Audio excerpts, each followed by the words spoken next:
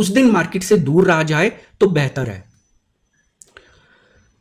अगर repo rate और reverse repo rate increase होते हैं, how it impact in inflation. दोस्त वो इन्फ्लेशन देखिए क्या होता है कि यहाँ इन्फ्लेशन इंक्रीज हो रही है, इन्फ्लेशन इंक्रीज हो रही है तो वहां पे आपको इंटरेस्ट रेट इंक्रीज करने पड़ेंगे, आज नहीं तो कल आपको करने पड़ेंगे। तो रिवर्स अगर हम इस साइकिल को समझे तो अगर इंटरेस्ट रेट इंक्रीज होते हैं तो वहां पे डिमांड कम होती है, तो उसका एक कूलिंग इफेक्ट होता है इन्फ्लेशन के ऊपर। जब आपको सस्ते में, मैं आपको आपके लॉजिक से, आपके आम दिन के लॉजिक से समझाता हूं। अगर मान लीजिए मैं आपको बोलता हूं कि मैं आपको लोन दूंगा ब्याज के ऊपर, ब्याज केवल 4-5% है, तो यहां पे आपको ज्यादा ब्याज नहीं देनी पड़ रही, तो आप यहां पे स्पेंडिंग इंक्रीज करेंगे, आप गाड़ी भी खरीद लेंगे, आप घर भी खरीद लेंगे, आपकी यहां पे स्पेंडिंग इंक्रीज हो जाएगी, तो वहां पे डिमांड क्रिएट होती है। जब डिमांड क्रिएट होती है तो इन्फ्लेशन इंक्रीज होती है।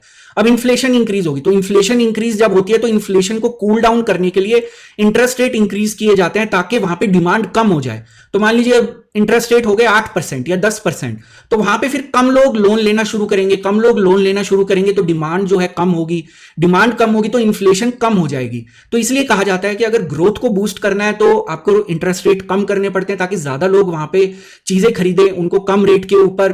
क्योंकि इंडिया में ज्यादातर लोग कोई भी एसेट खरीदते हैं, चाहे गाड़ी हो, चाहे घर हो, चाहे टू व्हीलर हो, वो लोन के ऊपर खरीदते हैं। अगर लोन का इंटरेस्ट रेट आज 10% है तो बहुत सारे लोग ये डिसीजन नहीं लेंगे क्योंकि वो देखेंगे कि हमें कितना इंटरेस्ट देना पड़ता है। लेकिन अगर इंटरेस्ट रेट कम हो जाए, 5% हो जाए, 6% हो जाए, तो वहां पे ज्यादा लोग खरीदना शुरू करेंगे, डिमांड बढ़ेगी, डिमांड बढ़ेगी, इन्फ्लेशन बढ़ेगी, इन्फ्लेशन बढ़ेगी, तो इन्फ्लेशन को कम करने के लिए इंटरेस्ट रेट इंक्रीज करना पड़ता है। तो ये एक पूरी साइकिल होती है। तो अगर रेपो रेट इंक्रीज होता है तो बेसिकली अभी कोई बहुत ज्यादा बढ़ोतरी तो नहीं होगी, लेकिन धीरे धीरे अगर वो इंक्रीज भी होता है तो वहां पे डिमांड कम होनी शुरू होगी, डिमांड कम होगी तो वहां पे इन्फ्लेशन कम होनी शुरू होगी। दोस्त नोटिफिकेशन की मजबूरी का फायदा नहीं उठाया जाता। यहां पे होता क्या है कि एक मार्केट में सेंटीमेंट, मार्केट सिर्फ सेंटीमेंट पे चलती है।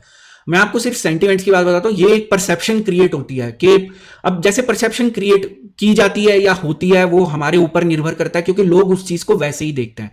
जैसे अभी रिसेंटली मैं एक इंटरव्यू पढ़ रहा था जहां पे बताया गया कि भी लोगों के माइंड में एक ऐसा परसेप्शन है कि स्टॉक मार्केट ऊपर जा रही है तो सब कुछ ठीक ठाक है, तो वो एक परसेप्शन क्रिएट हुई, सेंटीमेंट से परसेप्शन क्रिएट होती है। तो अब आप मान के चलिए कि अगर आप मान लीजिए नॉर्मल कोई एक आम आदमी है, मैं भी एक आम आदमी हूं, तो अगर मैं देख रहा हूं मार्केट को, बजट वाले दिन मार्केट 2000 पॉइंट नीचे गिर गई, तो आपका क्या परसेप्शन होगा कि बजट कैसा था? आपका परसेप्शन होगा कि बजट बहुत ज्यादा खराब था। लेकिन अगर मार्केट उस दिन 400 पॉइंट ऊपर चली गई तो आपका परसेप्शन बनेगा कि बहुत बढ़िया, मार्केट ने पॉजिटिव व्यू दिया है और मार्केट ने थम्स अप दिया है बजट को। तो दोस्त ये सिर्फ सेंटीमेंट्स होते हैं, सारी चीजें सेंटीमेंट्स पे चलती हैं, सेंटीमेंट्स पे ही परसेप्शन बनती है। अब कल आरबीआई की पॉलिसी आई तो अगर मान लीजिए मार्केट 2000 पॉइंट, 1000 पॉइंट नीचे गिर गई या बैंक निफ्टी गिर गया तो परसेप्शन आएगी कि मार्केट ने उसको पॉजिटिवली नहीं लिया। आइडियली रेपो रेट या रिवर्स रेपो रेट अगर इंक्रीज होते हैं तो उसको नेगेटिवली लिया जाता है क्योंकि यहां पे सेफ इंस्ट्रूमेंट्स जो हैं अगर वो रिटर्न ज्यादा देना शुरू करते हैं तो नॉर्मली जो बड़े प्लेयर्स हैं वो पैसा रिस्की इंस्ट्रूमेंट से निकाल के सेफ इंस्ट्रूमेंट्स में डालना पसंद करते हैं। तो वो आप इस कॉन्सेप्ट को ध्यान में लेके चलिए। I'm a management graduate, MBA Finance.